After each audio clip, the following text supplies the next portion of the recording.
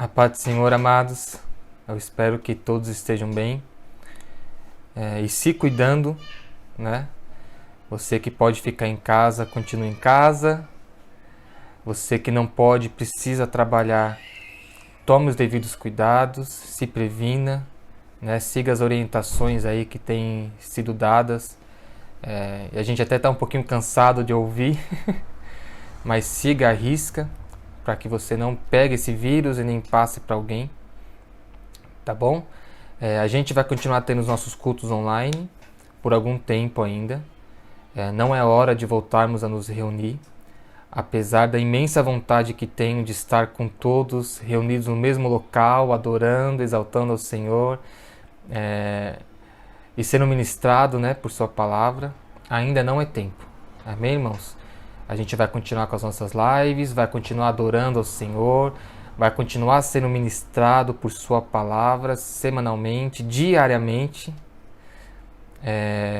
mas afastados por enquanto, tá bom? A palavra que eu quero ministrar ao coração de cada um, e eu creio que eu vou continuar sendo ministrado por ela ainda, está em Atos dos Apóstolos, capítulo 9, a partir do versículo 1. É uma passagem muito conhecida, a conversão de Saulo, mais conhecido aí como Paulo, né? Esse homem que escreveu tantas cartas, que foi tão importante na Bíblia e que as suas mensagens ainda nos ensina até os dias de hoje. Eu quero que possamos ler sobre essa conversão, refletir um pouquinho sobre ela, e que ela seja capaz de transformar, de mudar conceitos, de mudar ideias, que a verdade contida nessa passagem venha ser fincada em nossos corações e que possamos ser transformados a partir dela, amém? Vai dizer assim: E Saulo, respirando ainda ameaças e mortes contra os discípulos do Senhor, dirigiu-se ao sumo sacerdote e pediu-lhe cartas para Damasco, para as sinagogas, a fim de que se encontrasse alguns daquela seita, quer homens, quer mulheres, o conduzisse presos a Jerusalém. E indo no caminho, aconteceu que, chegando perto de Damasco, subitamente o cercou um resplendor de luz do céu. E caindo em terra, ouviu uma voz que lhe dizia: Saulo, Saulo, por que me persegues? E ele disse: Quem és, Senhor? E disse o Senhor: Eu sou Jesus, a quem tu persegues. Duro é para ti recalcitrar contra os aguilhões.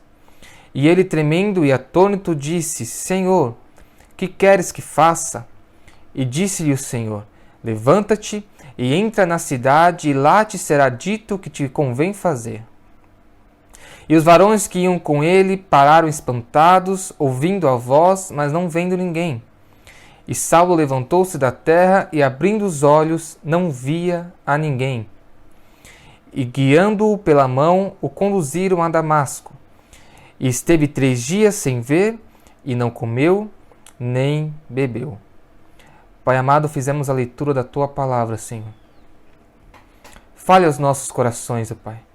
Não porque merecemos, mas porque acreditamos que a Tua graça, o Teu amor, a Tua misericórdia, ó Pai, está sobre as nossas vidas, Senhor. E o Senhor tem verdades, ó Pai, a serem anunciadas, Senhor, às nossas vidas, Senhor. O Senhor tem muito ainda a nos ensinar, ó Pai. E que possamos ter fome e sede, ó Pai, de aprender de Ti, Jesus. Que possamos ser alimentados nesta noite, ó Pai. Pai, que os nossos corações, que as nossas mentes estejam atentas, Senhor, a Ti, ó Pai. Que venhamos, ó Pai, compreender, ó Pai, tudo que for ministrado, ó Pai. E que essa compreensão gere transformação sobre as nossas vidas, ó meu Deus. Em o nome do Senhor Jesus. Amém. Amém.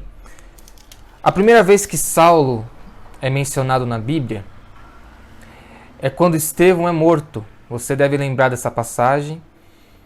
Estevão, por anunciar a Cristo, para anunciar que só dele vem a salvação, para anunciar esse evangelho.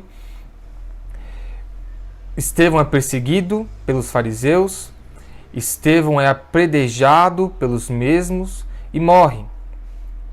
E nessa passagem vai falar de um mancebo chamado Saulo, que estava ali junto com os fariseus. Afinal de contas ele fazia parte daquele grupo.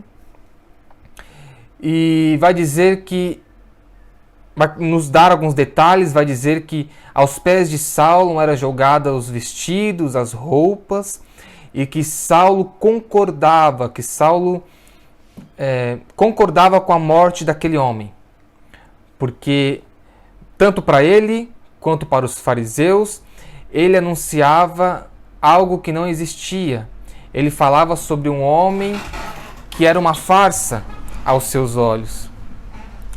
Então, capítulos depois, em Atos 9, vai começar a dizer que este Saulo, que estava no apedrejamento de Estevão, ele ainda está respirando ameaças e mortes contra os discípulos. E vai dizer que ele pede ao sumo sacerdote cartas de aprovação para que ele pudesse ir até Damasco e nesse trajeto, nesse lugar, perseguisse os cristãos, prendesse e matasse, se preciso for. A gente vai saber através da história, através de tudo que estava acontecendo e da palavra do Senhor, que houve uma grande perseguição em Jerusalém aos cristãos. E um dos relatos dessa perseguição é a própria morte de Estevão. Vai dizer que em Jerusalém esses fariseus começam a perseguir a todo aquele que dizia que Cristo era o Filho de Deus e que através de Cristo vinha a salvação. Então Saulo percebe que a perseguição em Jerusalém não foi tão eficaz, porque os cristãos daquela região saíram de Jerusalém, começaram a habitar ao redor de Jerusalém, começaram a habitar em outros lugares, e que os cristãos começaram a crescer em uma proporção enorme. Então Saulo tem uma ideia, ele fala, olha, eu vou sair daqui e vou perseguir os cristãos aonde eles estão agora. Então nós lemos, e a palavra do Senhor vai dizer que ele pede ao sumo sacerdote essa carta, e que ele vai até Damasco com essa intenção.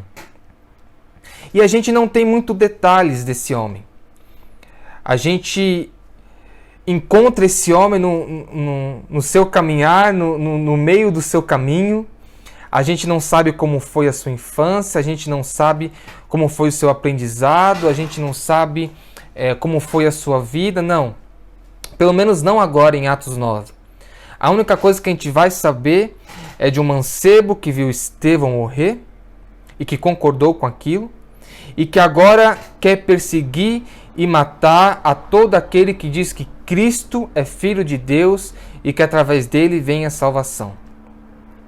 E a gente começa Atos 9 e já se depara com um homem agindo assim, e a gente começa já a tentar traçar todo o perfil desse homem, toda a história desse homem, porque a gente é assim. A gente encontra alguém no meio do caminho e porque esse alguém está tomando alguma atitude que ao seu ver é errada, que pode até ser errada, a gente já acha que conhece toda a sua história. A gente já acha que conhece as suas intenções. A gente já consegue ter um perfil completo desse homem só por algumas ações que você não concorda, que você acha que é errado. Então é por isso que eu quero dar alguns detalhes sobre Saulo. Eu quero te dizer um pouquinho da história de Saulo para que a gente não fique só nesse encontro. Para que a gente não fique só nestas informações de um homem que persegue os cristãos. Porque se a gente fica só nessas informações, na nossa mania de já detalhar toda uma história por conta de algumas ações, a gente vai começar já a imaginar, não, esse homem é terrível. Não, esse homem é maligno. Não, esse homem não tem boas intenções. Esse homem com certeza é enviado pelo próprio Satanás, não é? A gente é assim. Mas eu quero te dar alguns detalhes desse Saulo. A palavra do Senhor vai dizer, e Saulo mesmo diz, lá em Atos dos Apóstolos, capítulo 22, versículo 13, ele vai dizer: quanto a mim, sou varão judeu, nascido em Tarso da Sicília, mas criado nessa cidade aos pés de Gamaliel. Instruído conforme a verdade da lei de nossos pais, zeloso para com Deus, como todos vós hoje sois.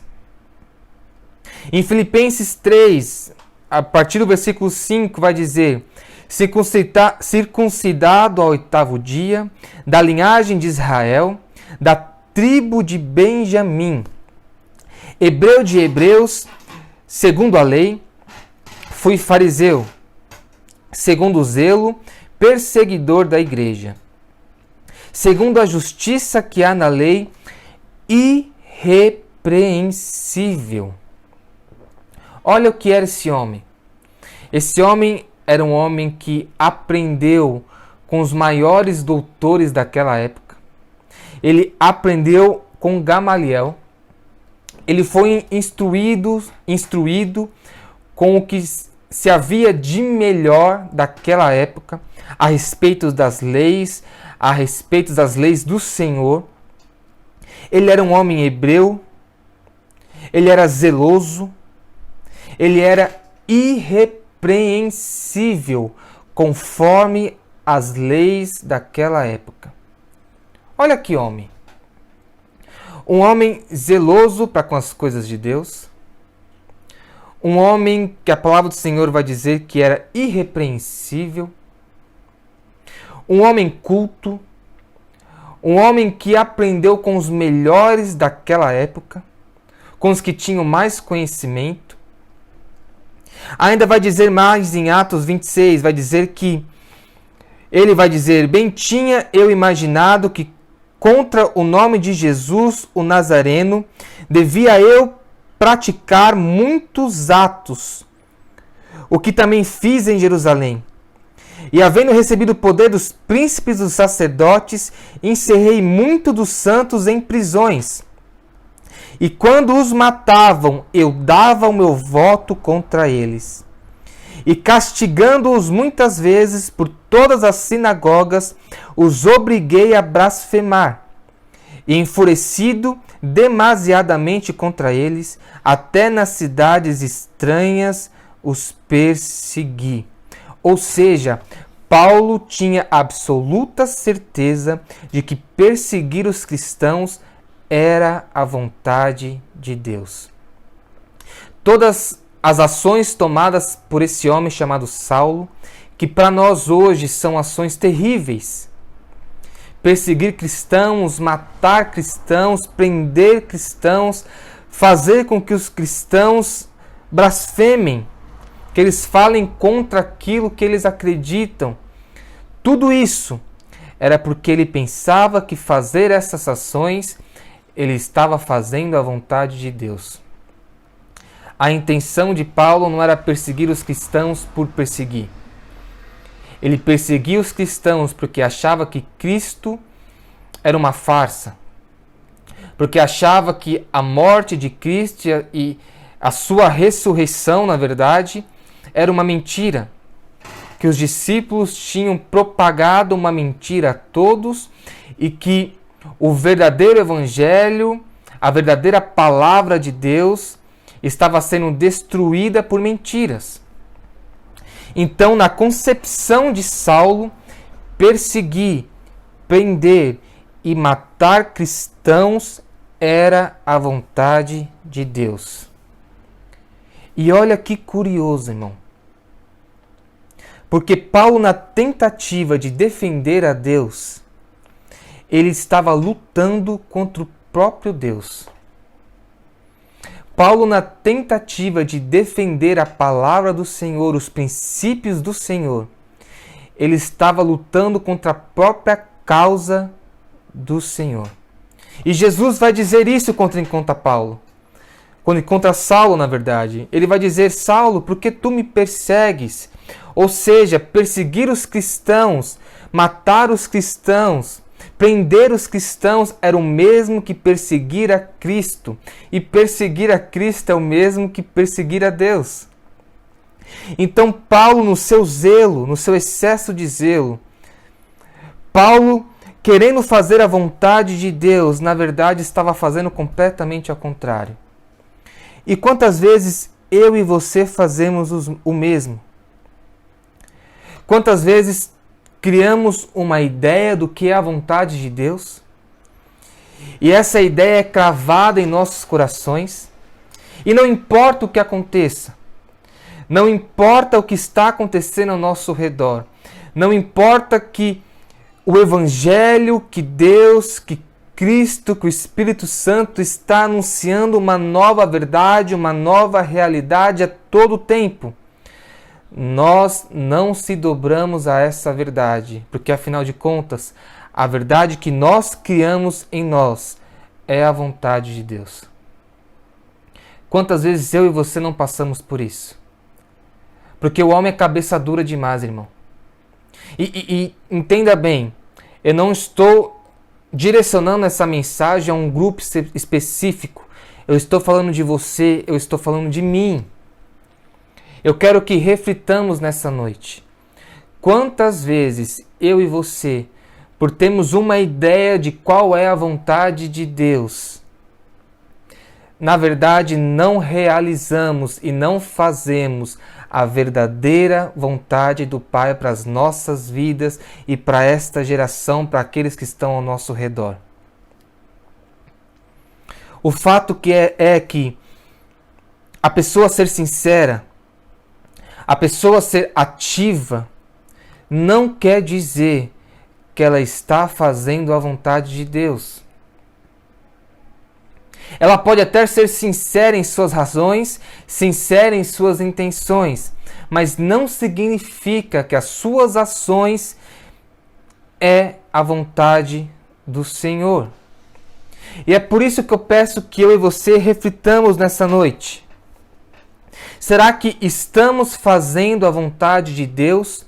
Ou as nossas ações só têm revelado uma verdade que nós mesmos criamos? Afinal de contas, qual é a tua vontade? Porque se você é como Paulo, como Saulo, zeloso pela palavra de Deus, se você é irrepreensível conforme a palavra, se você ama esse Senhor, se você ama Cristo, qual é a tua vontade? Logicamente, a tua vontade é fazer a vontade do Senhor, não é? Logicamente, a tua vontade é fazer aquilo que o Senhor tem para as nossas vidas. Mas para que isso aconteça, precisamos ouvir o que Ele tem para as nossas vidas. Precisamos ter esse encontro com o Senhor. Precisamos deixar o nosso ego, a nossa verdade um pouquinho de lado e ver qual é a verdade do Senhor. A palavra do Senhor vai dizer que Saulo indo até Damasco, no caminho, neste percurso, veio uma luz forte sobre ele. E através dessa luz, Jesus começa a dizer: Saulo, Saulo, por que me persegues? E Saulo, não sabendo quem era, ele questiona Jesus: quem é o Senhor? E ele disse: eu sou Jesus, a quem tu persegues. Duro é para ti recalcitrar contra os aguilhões. E a palavra do Senhor vai dizer que ele começa a ter medo, tremendo e atônito. Ele disse: Senhor, o que queres que eu te faça? Então Cristo dá algumas instruções a Saulo. Ele diz: olha, vai até Damasco, fique ali naquela cidade e será dito a você o que te convém fazer. E lemos isso, que Saulo, ao abrir os seus olhos, fica cego. Olha que curioso. Saulo, quando tem essa visão, quando vê essa luz forte vindo aos seus olhos e Jesus falando com ele, dá a entender que ele fecha os seus olhos de tão forte que é essa luz. E quando ele abre os seus olhos, ele não pode mais ver nada. Ele fica cego. Na verdade, Cristo só põe para fora aquilo que já existia interiormente nele. Saulo já estava cego, porque ele não conseguia enxergar um palmo à sua frente. Porque vamos pensar um pouquinho, irmão. Jesus Cristo, em todo o seu percurso na terra, curou inúmeras pessoas. Realizou inúmeros milagres. A palavra do Senhor vai dizer que as palavras de Cristo, toda vez que ele falava, vinha sabedoria sobre igual. E todo mundo reconhecia isso. A palavra do Senhor vai dizer que esse Cristo morre e que ele ressurge, que ele ressuscita, que ele aparece aos discípulos, que ele ainda dá algumas instruções. Olha tudo o que aconteceu. E Saulo, sabendo de tudo isso, Saulo, vendo todas estas coisas, mesmo assim, continuou com seu coração endurecido. Mesmo assim, não acreditou nessa verdade. Preferiu acreditar em uma verdade que estava no seu coração, criada por ele mesmo, ou criada por aqueles que estavam ao seu redor. Porque se Paulo era fariseu, se Saulo vivia nesse meio, ele escutava diariamente, ele escutava por muitas vezes os seus mestres, aqueles que estavam ao seu redor, dizendo que aquele Cristo era uma farsa, que aquele Cristo era um falso profeta, que os milagres realizados eram uma mentira, ou que não diziam nada, que a sua ressurreição era uma mentira. Então ele preferiu acreditar nessa verdade, ser conduzido em suas ações nesta verdade, ao invés de enxergar uma verdade que estava tão clara naquela época, que Cristo era o Filho de Deus e que através dele vinha salvação para o mundo. Que a morte dele era necessária e que ele havia ressuscitado ao terceiro dia. É algo que para a gente hoje é tão fácil de entender, é tão óbvio, mas que para Saulo naquela época era difícil demais. Era impossível. Saulo estava cego. Então quando Cristo cega esse homem, na verdade ele não traz uma nova realidade. Ele põe para fora aquilo que já estava dentro dele. Afinal de contas, do que adianta termos a nossa visão perfeita se não conseguimos enxergar nem entender o que está acontecendo ao nosso redor? Se não conseguimos identificar a verdade que é anunciada através de Cristo a todo tempo, do que adianta? Então a palavra do Senhor vai dizer que ele fica cego. E é até engraçado de saber que Paulo começa a entender melhor as coisas, Paulo começa a enxergar melhor depois de ficar cego. Porque depois de cego, ele começa a ver muito mais do que todos os seus anos com seus olhos perfeitamente saudáveis. Por quanto tempo eu e você nos aprisionamos em uma verdade que não é real e deixamos de acreditar em uma verdade que vem do Senhor, que essa sim é real e verdadeira. O que eu quero que eu e você reflitamos nessa noite é qual tem sido a nossa verdade. Qual tem sido a verdade que tem conduzido os nossos passos, as nossas ações? É uma verdade criada por nós? É uma verdade criada por aqueles que estão ao nosso redor? Ou é uma verdade que vem do Senhor? Ou é a verdade de Cristo? Ou é um caminho traçado por Ele? Qual é a tua verdade, irmão? O que tem sido o seu guia em suas ações? Esta é a palavra desta noite. Porque o que adianta sermos zelosos? O que adianta sermos irrepreensíveis. O que adianta amarmos esse Deus e amarmos esse Cristo, se as nossas ações não forem guiadas pela verdade que vem do Senhor? Porque a gente é cheio de achismo. A gente acha uma coisa em um dia, no dia seguinte esse achismo se torna uma verdade absoluta, e não importa o que falem para você, não importa o que mostrem para você, você não muda, porque a verdade que está no teu coração, a verdade criada por você, é irrevogável.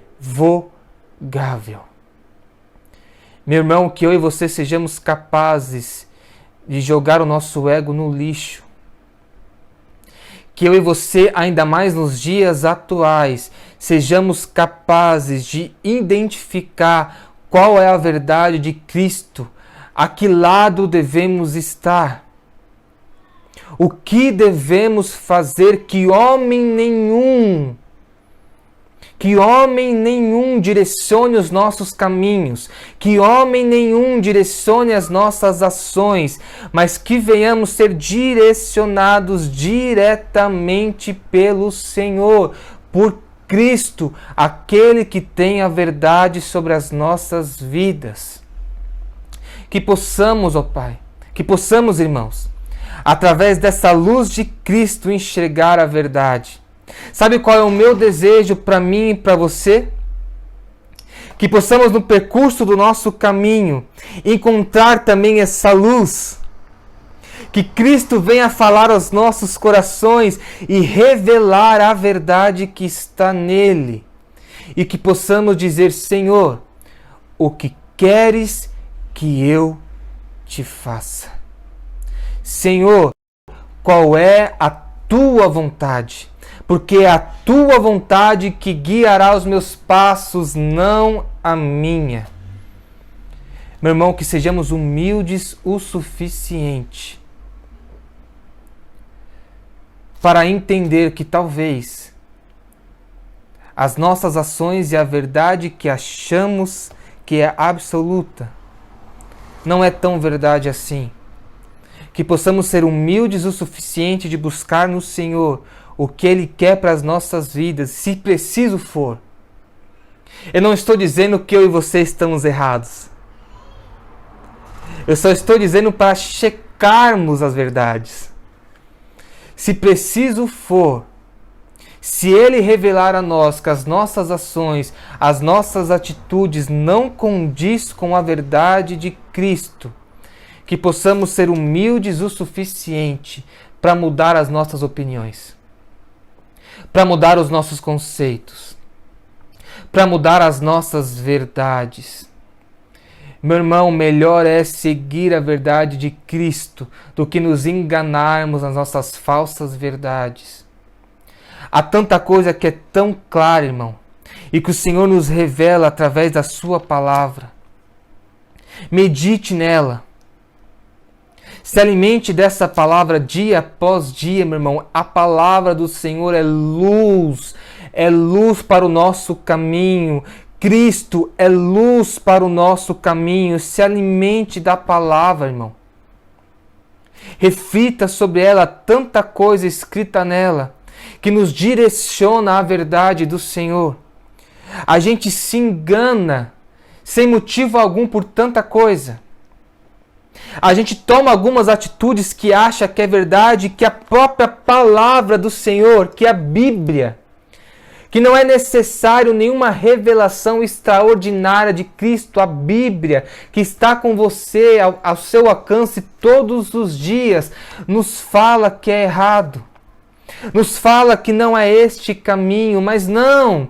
Preferimos seguir a nossa verdade, os nossos conceitos, aquilo que achamos que é o certo, ao meditar na palavra do Senhor e tentar identificar qual é o caminho, qual é a verdade, qual é a vida que devemos ter em Cristo.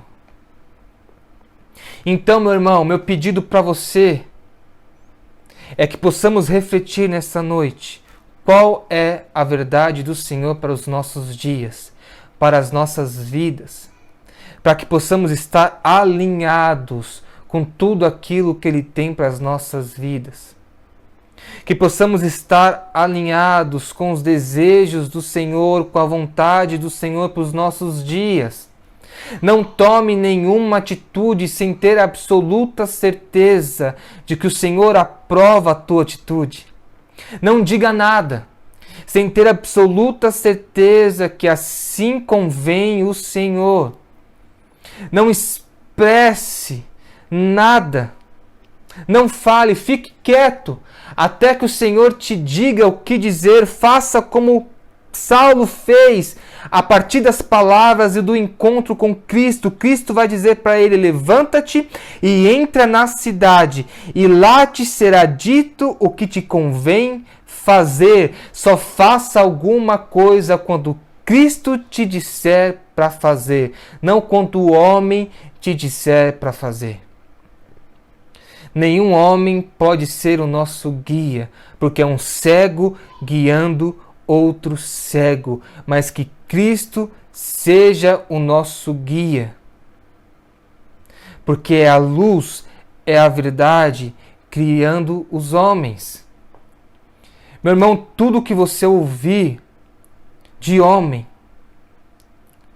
toda palavra pregada por homens, reflita, analise, veja na palavra do Senhor se aquilo condiz com a verdade. E se assim for, faça. Se assim for, que essa seja a verdade em seu coração. Mas não queira colocar em seu coração uma verdade, não queira agir conforme uma verdade que não condiz com a palavra do Senhor. Se preciso for, mude. Se preciso for, mude conceitos.